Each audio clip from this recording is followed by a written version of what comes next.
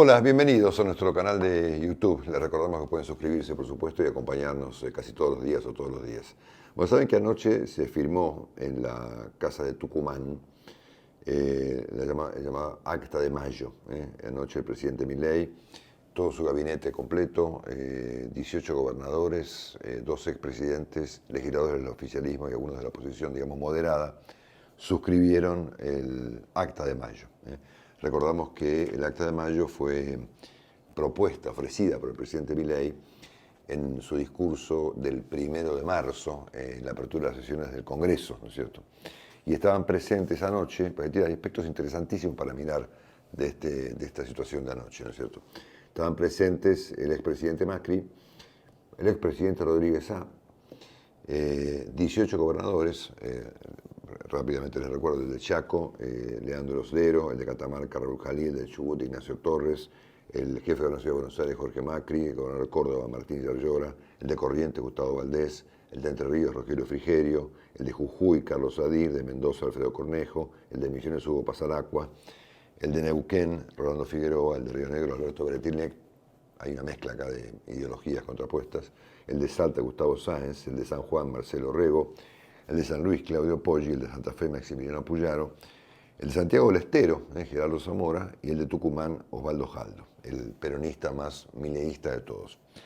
Y bueno, había ausencias visibles, ¿no es cierto? La de Axel Kicillof, gobernador de la provincia de Buenos Aires, el exótico gobernador de La Rioja, Ricardo Quintela, el de La Pampa, Sergio Silotto, el de Formosa, Gilio Infran, obviamente, y el de Tierra del Fuego, Gustavo Melelia. Bueno, en este episodio de anoche hay dos aspectos muy interesantes y una serie de cuestionamientos o preguntas que vamos a plantear en este comentario. El presidente ofreció un discurso muy interesante que tiene, creo yo, una frase central, es muy importante, que dice así: la Argentina se encuentra, dijo Milei, ante un punto de inflexión. Los puntos de quiebre de la historia de una nación no son momentos de paz ni tranquilidad, son momentos de dificultad y conflicto, donde todo parece cuesta arriba. Son momentos en los que el abismo se hace tan claro que el cambio se convierte en una obligación y una urgencia.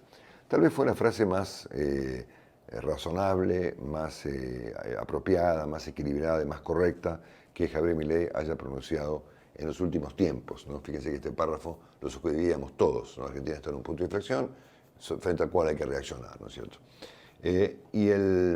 Los puntos del acuerdo, a ver, podrían ser más, menos, mejores, peores, un poco más sofisticados, a mi juicio deben haber sido, pero lo importante, lo interesante del caso es que no son puntos de carácter libertario, ¿no?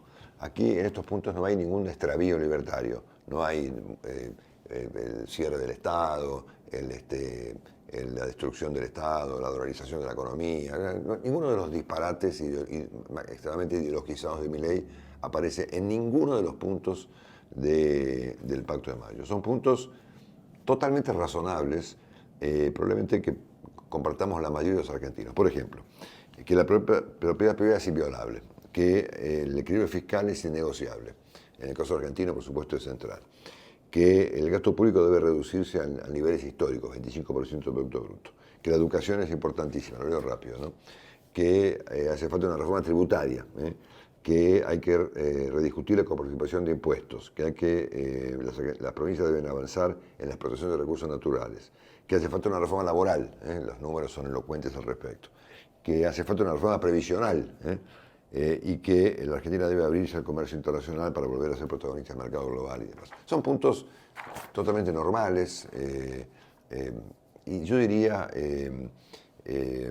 alejados de toda cuestión fundamentalista ideológica de un lado o del otro. Es decir, uno podría decir que el presidente Milei anoche actuó excepcionalmente como el presidente de los argentinos y propuso un decálogo que fue suscrito por tanta gente que les mencioné,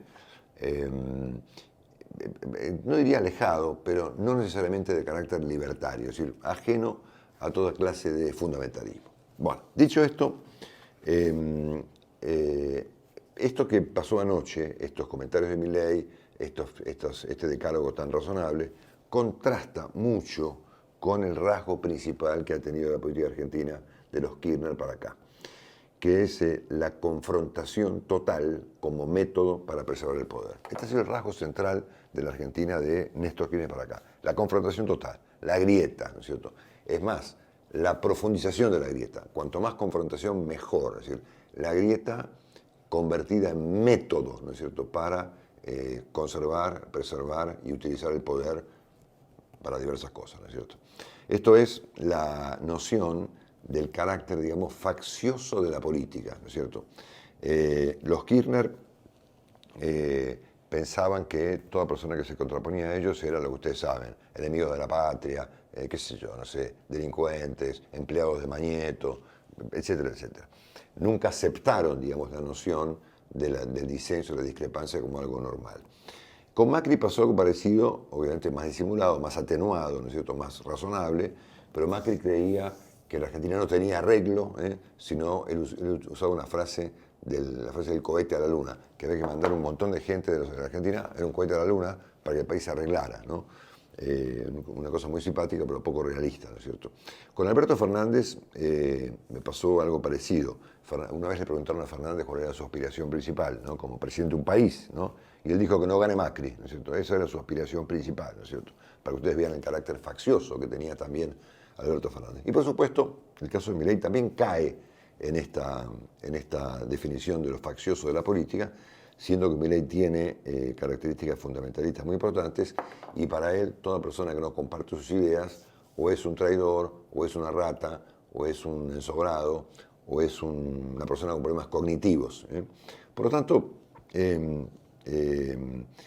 los presidentes argentinos, los Kirchner, de algún modo Macri, Fernández y Milei, se han convertido en presidentes de facciones, ¿no es cierto?, que han antepuesto la identidad de su facción por encima de la gobernabilidad y de los intereses de los argentinos. Es decir, la identidad, digamos, la lucha de identidades como método principal de la acción de la política. Los resultados no han sido buenos, pero convengamos en que este ha sido el método de la Argentina durante estos años, ¿no es cierto? Bueno, por lo tanto, la pregunta principal que uno debe formularse ante lo que anoche planteó Milei, y fue suscripto por un montón de gente, y este rasgo central de la política, este carácter faccioso como método, es cómo se traduce esto en la práctica, en los hechos, en la realidad de todos los días, ¿no es cierto? Argentina ha tenido alianzas electorales, por ejemplo, Juntos por el Cambio ha sido una de ellas, ha tenido acuerdos circunstanciales, la ley de bases, votada el otro día, es un acuerdo circunstancial, pero jamás se tradujeron estas alianzas o acuerdos en coaliciones de gobierno, en coaliciones de poder político, nunca. Una coalición de gobierno implica aceptar, en primer lugar, que Argentina es un país muy dividido, como gran parte del mundo, un país muy fragmentado, implica aceptar cierta declinación o atenuación de ideas o conceptos en pos de algún sistema de cooperación en conjunto, e implica sobre todo una idea que en la Argentina es inviable, que es compartir el poder, ¿no es cierto?